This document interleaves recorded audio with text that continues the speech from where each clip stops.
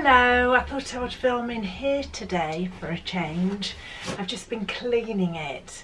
My niece has been here for a week and they went yesterday, and I've just cleaned this room and I thought, oh, I love this room and this is the most comfortable bed in the world, so I thought I would do my video in here today.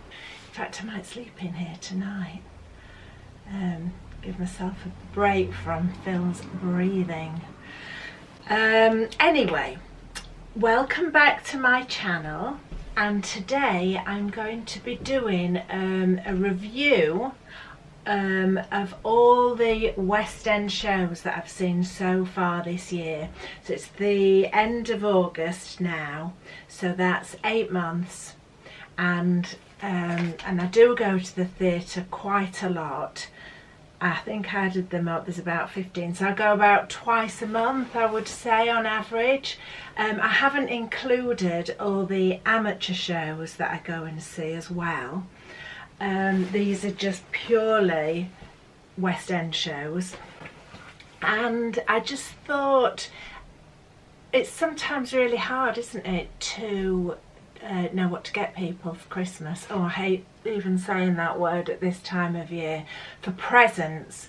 And what about theatre vouchers? Wouldn't that be brilliant? Or if you want theatre vouchers from other people, these shows might give you an... Oh, sorry, I've just thought of something. I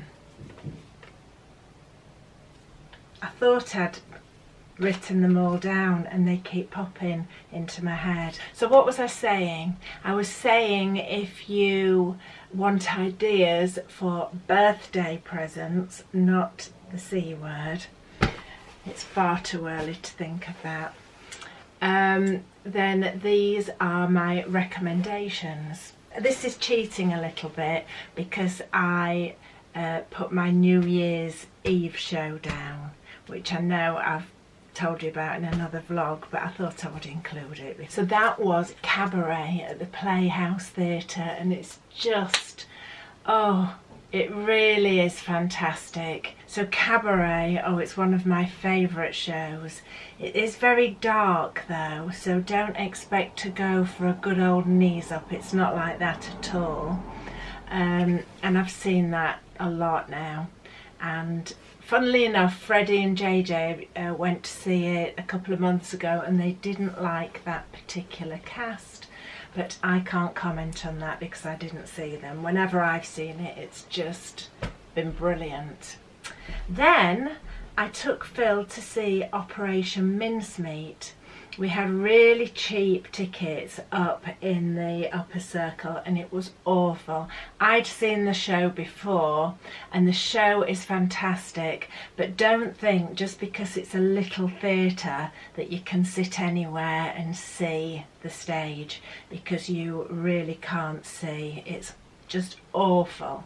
I personally always like to sit in the stalls, and I don't know why, for some reason this year I've ended up in the dress circle or royal circle for lots of shows, and I think it might be better.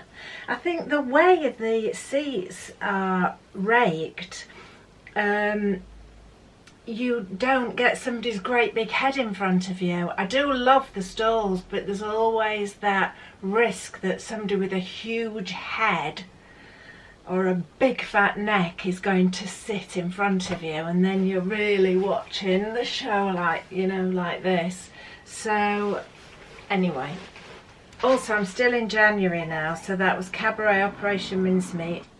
The Shenyang, I don't know if that's what it's called. It's the Chinese thing that you see advertised on TV quite often. My mum really wanted to see it. Oh my god, it was awful. I wanted to kill myself. I don't mean they were awful. They were very talented and they were brilliant. It just wasn't my sort of thing. It was very slow and very samey, and there was no proper story.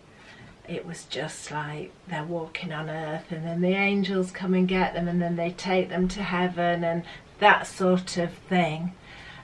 Actually, I did read up about it afterwards, and I'm sure it's got something to do with a cult, but I might just be imagining that, so don't take my word for it. But I would not recommend it. Then in January I also went to see Mean Girls, which I'd seen before, which isn't on anymore, which is such a shame. When I went to see it the first time, I got really low expectations. I think I just went because Coco wanted to see it, and it was really good. I really loved it. But it's not on anymore, so you can't go and see that. Well, it might not be on in the West End. It might be touring, or it might be coming back. You know, you never know.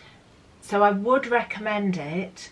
Don't be put off that it's some teenagers film, because it was really good. And of course, also in January, gosh, I was busy in January, wasn't I? Book of Mormon, which I must have seen 10 times or more, probably more. I think that's one of my favourite shows ever.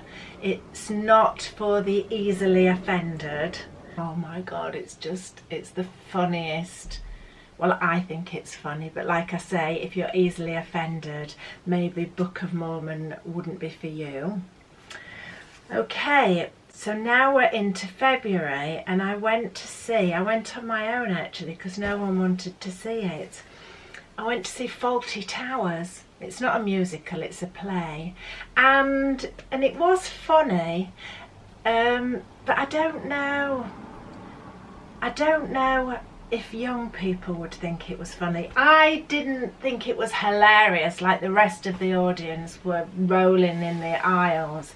They really thought it was hilarious. I didn't think that. I just liked it more because of the acting. I couldn't believe how good all the characters were. When I say good, I mean exactly like the programme. Apparently there were only 10 ever made of that, but I remember that from being little, and my dad loved Fawlty Towers, and it was just like I remembered it. So that's a recommendation. And also we saw probably, well, the weirdest thing I've ever seen. I went with Freddie, and it was on for one night at the Palladium, Figaro the musical, and I don't really know what it was about. We were just sort of looking at each other like, what the hell is this? You can't go and see that anyway, because it was only on for one night. Maybe one night too many. Okay, oh, we went to see in February as well Dracula the musical, and I went with Phil, and I only went because Charlie Stemp was in it, because I'm obsessed with him. I absolutely love Charlie Stemp, and it was great. And Phil, before we left, I didn't tell him where we were going, and then when I did tell him, he was like rolling his eyes and like, oh my god. But it was really good. He really enjoyed it. Very funny. So yeah, that was Dracula, but that's not on anymore at the moment either. Then in March I went to see, is it The Curious Incident of Benjamin Button in the Night Garden? No, it's definitely not that. It's The Curious Case. Is it The Curious Case of Benjamin Button? I had no idea what the story was about, and just before we went in, somebody told me it was about someone who was born old, and oh, I shouldn't have said that, should I? Because I've given it away if you didn't know. Okay, I didn't know what it was about. When I was told what it was about, I was just, how on earth are they going to do that on stage? But they did, and it was fantastic. It was a really different kind of musical. It was not singy dancy, although obviously there were songs in it the whole way through, but it was storytelling. It was a real storytelling musical with one set but it wasn't boring. It was so interesting. The set was fantastic. It was set in Cornwall, I think, and I don't know if the film is set in America, but this was definitely set in Cornwall, and they made the theatre like a sea shanty vibe to it. It was really, really good. I would like to see that again. That's still on. April, Mean Girls again. I think I went again because maybe my niece was down and I thought she'd like it, and she did. She loved it. Every time I've gone, whoever I've gone with has always loved Mean Girls. In May I got really good seats to see Operation Mincemeat, and when I told Phil, he was like, oh, we've seen it once, why are we going again? But I wanted him to see it in a good seat, and it really is brilliant. That show has been extended and extended and extended, so that tells you something about it. It's on at the Fortune Theatre, which is opposite the Theatre Royal, Drury Lane, and I actually performed in the Fortune Theatre years ago. I went to see Calamity Jane at the Wimbledon Theatre. It was a touring production with Carrie Hope Fletcher, who I just love. I think she's fantastic. I don't really know what to say about Calamity Jane. I liked it, it was great, it was a good old-fashioned musical. They didn't do anything different with it, which is quite refreshing sometimes, because sometimes I think they do things just for the sake of being different, and it's not always good, like that horror show of Oklahoma that I detested. That was last year. Oh, it was awful. It makes me shudder to think about it. I hated it. So yeah, so it was nice to see a good old-fashioned musical. That's all I would say. If you like Calamity Jane and you like all those old-fashioned songs, go and see that. Oh, in June I booked tickets. I didn't know what this was about. It was called Shucked, and it was on at the Regent's Park Theatre, which Phil had actually never been to the theatre there. I thought he had to go and experience that theatre because it's just something else. It's so beautiful. The show, I think I got very cheap tickets, and like I say, I had no idea what it was about. We got into the theatre and there was like giant sweet corns everywhere, corn on the cobs.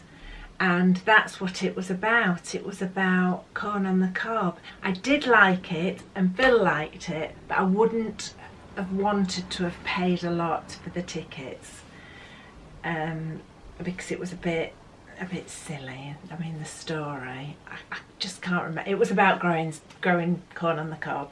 Also in June, cheap tickets. I'm always on theatre ticket apps, and I book them as soon as there's a special offer, and I got very, very cheap tickets to see something called Sabrage.